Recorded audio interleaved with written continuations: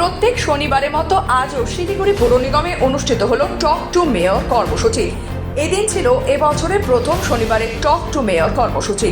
গত বছরের মতোই একই আঙ্গিকে আজ থেকে নতুন বছরের প্রথম শনিবারে টক টু মেয়র কর্মসূচিতে মানুষের অভাব অভিযোগ শুনতে উপস্থিত ছিলেন শিলিগুড়ির মেয়র গৌতম দেব।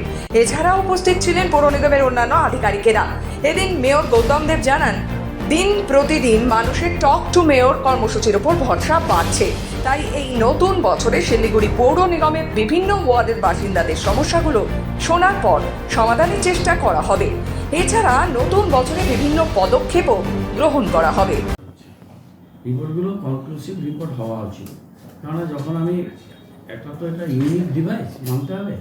একটা মানুষ অভিযোগ করেছে, লিপিবদ্ধ আছে এবং আমার স্ট্যাটাস রিপোর্টে আছে। আমাকে তখন সে ফোন করছে, আমি তো জানি না কে ফোন করে, আমি কিন্তু সাথে সাথে স্ট্যাটাস রিপোর্টটা দেখে বলতে পারছি। এই ডিভাইস কোথায় আছে ভারতবর্ষে? কলকাতায় হয়তো ফিরাদ হাকিম করেছে, ওদের একটা বড় সেট আপে কাজ করে ওরা, কিন্তু তাছাড়া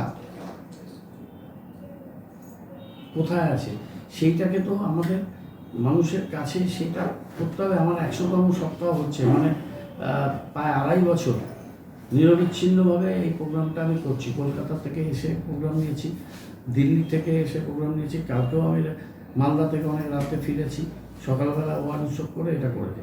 এই অভিযোগ আমরা মানুষের প্রত্যাশা অনেকটা বাড়ছে, কেননা যা অ্যাকশান নেওয়া হয়েছে, এনক্রোচমেন্ট আর ইলিগাল কনস্ট্রাকশন, বিশেষ করে পার্কিং জোনটাকে আমরা ক্লিয়ার করাতে চাচ্ছি।